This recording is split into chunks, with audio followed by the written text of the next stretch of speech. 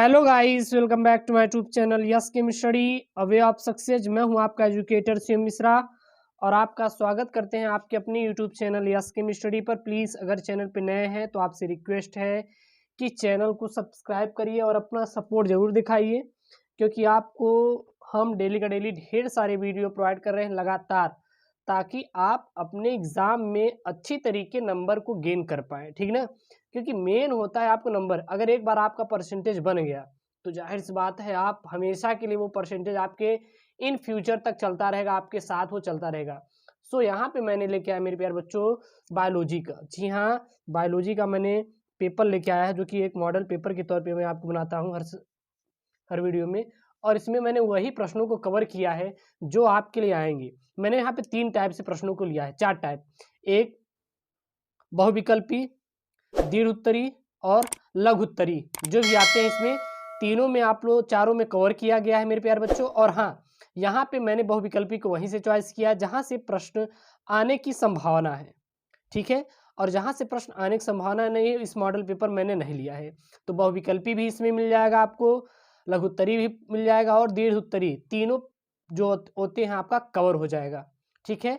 आपको बस ये मॉडल पेपर जो है आपको देखना है, सॉल्व किया गया है प्रश्न के साथ साथ इसका सलूशन भी है। और प्यारा सा वीडियो रहेगा, कम समय में ज़्यादा आपको कवर कराएंगे। और सेम ऐसा ही आपको एग्ज़ाम में भी पेपर देखने के लिए मिलेगा।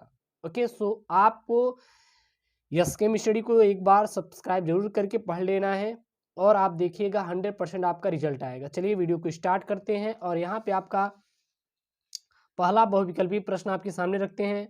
वंशागति की इकाई है, वंशागति की इकाई क्या होती है?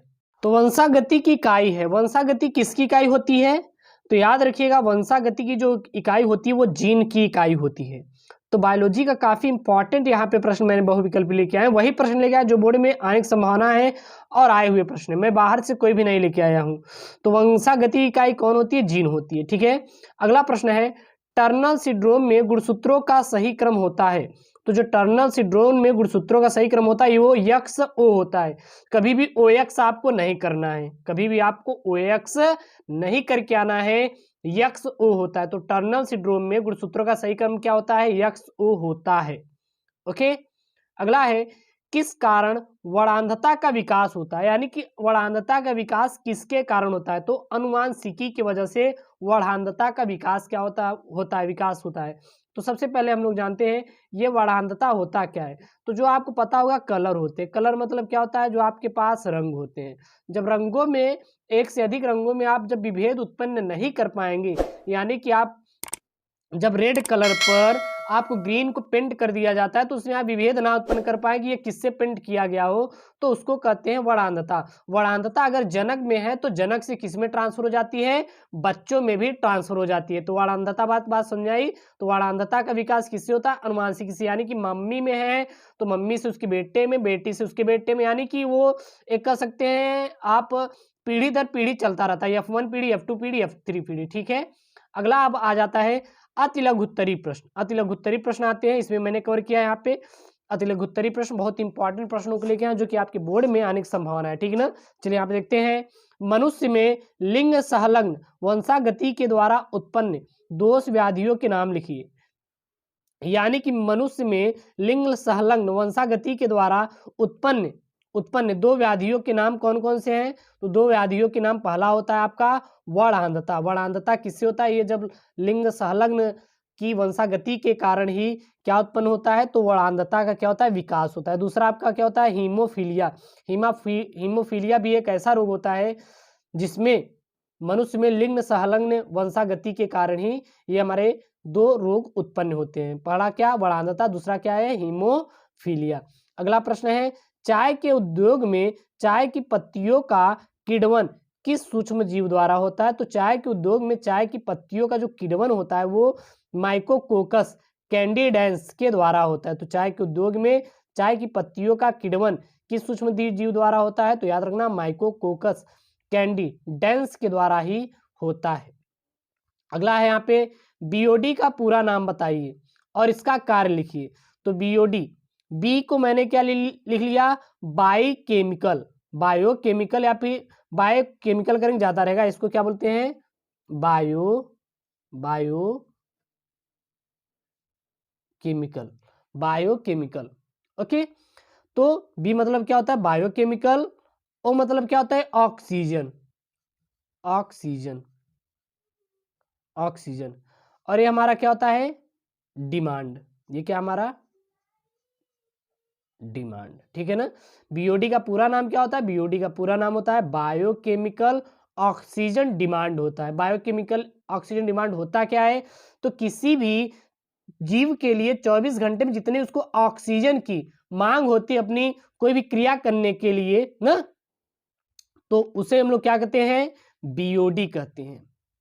अगला यहाँ पे है इसका कार्य क्या होता है, तो सूक्ष्म जीवों को ऑक्सीजन दर को मापना। बीओडी का कार्य क्या होता है, जो सूक्ष्म जीव होते हैं उसमें ऑक्सीजन कितनी दर से ले रहे हैं उसको ही मापना क्या होता है बीओडी का कार्य होता है। फिर होता है यहाँ पे लघु उत्तरीय प्रश्न है। लघु उत्तरीय प्रश्नों को यहाँ पे वही प्रश्नों को अटैच किया गया है जो प्रश्न आपके बोर्ड में आने की संभावना है। प्रश्न क्या है आपका हमारा, किस भोजन में एल ए बी का पूरा नाम क्या होता है, क्योंकि देखिएगा प्रश्नों से भी हम लोग को उत्तर निकालना है, क्योंकि आपके बोर्ड में कोई ना कहीं एक एक प्रश्न जरूर जुड़ा रहेगा। तो किस भोजन में एल यानी कि लैक्टिक एसिड बैक्टीरिया मिलते हैं, तो किस भोजन में एल लैक्टिक एसिड बैक्टीरिया मिलते हैं और इसके कुछ लाभप्रद उपयोग का वर्णन कीजिए। यानी कि भोजन में किस भोजन में ऐसा कौन सा भोज्य पदार्थ होता है जिसमें लैक्टिक एसिड बैक्टीरिया मिलता है, साथ ही साथ इसके कुछ लाभप्रद उपयोग का वर्णन भी करना है। तो हमारा एल यह दूध में पाया जाता है, यानी कि एल लैक्टिक एसिड बैक्टीरिया दूध में पाया जाता है और इसका कुछ लाभप्रद विशेषताएं निम्न है। जैसे पहला क्या होता है एल का कार्य, दूध को जमाने में तथा यह उसकी पोषकता भी बढ़ाता है, क्योंकि दूध में विटामिन B12 की मात्रा अधिक होती है। यानी कि आप कह सकते हैं दूध को जो दही का बनना, दूध दही किसमें परिवर्तित होती है किण्वन द्वारा, लेकिन उसमें कौन सा बैक्टीरिया होता है जो कि दूध को दही में परिवर्तित करता है, तो वो होता है lactic acid bacteria. Lactic acid bacteria ही दूध को दही में बदलता है। तो दूध को जमाने में और क्या जमाना मतलब दही, ठीक ना, और यह उसकी पोषकता भी बढ़ा देता है। कौन बढ़ा देता है, लैक्टिक एसिड बैक्टीरिया, क्योंकि दूध में क्या पाया विटामिन B12 की मात्रा अधिक होती है। दूसरा, यह जीवाणु एल आहार नाल में रोगजनक सूक्ष्म जीवियों को भी नियंत्रित करने में सहायता करता है। यानी कि यह जीवाणु मतलब एल आहार नाल में रोगजनक सूक्ष्म जीवियों को भी क्या करता है, नियंत्रित करने में क्या करता है, सहायता करता है। ओके, अगला यहाँ पे प्रश्न है, काफी इंपॉर्टेंट प्रश्न है, जैव प्रौद्योगिकी का स्वास्थ्य में उपयोग पर टिप्पणी लिखिए। यानी जैव प्रौद्योगिकी का स्वास्थ्य में उपयोग पर टिप्पणी आपको लिखना है।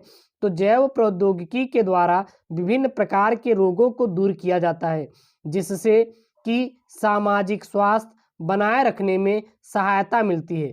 इसके उपयोग से निम्नलिखित कार्य किए जा रहे हैं, जैसे कि पहला टीका का उत्पादन जैव प्रौद्योगिकी क्षेत्र में। दूसरा, गर्भावस्था में रोग की जानकारी, गर्भावस्था में क्या होती है, रोग की जानकारी। तीसरा, स्टेरॉयड हार्मोन्स उत्पादन, स्टेरॉयड हार्मोन्स का उत्पादन भी इसके द्वारा किया जाता है। चौथा, जीन चिकित्सा, ये हमारे जैव प्रौद्योगिकी के ही अंतर्गत आता है।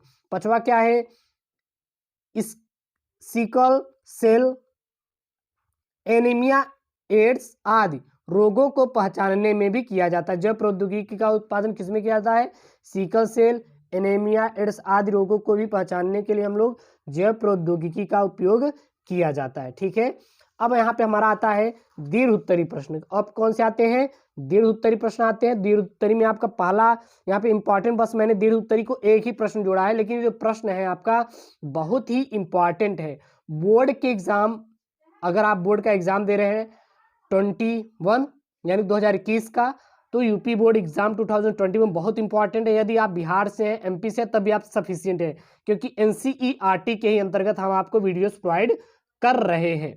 यहाँ पे है बायोपायरेसी पर टिप्पणी लिखिए। यानी बायोपायरेसी क्या होती है, बायोपायरेसी क्या होता है, इस पर आपको टिप्पणी लिखना है।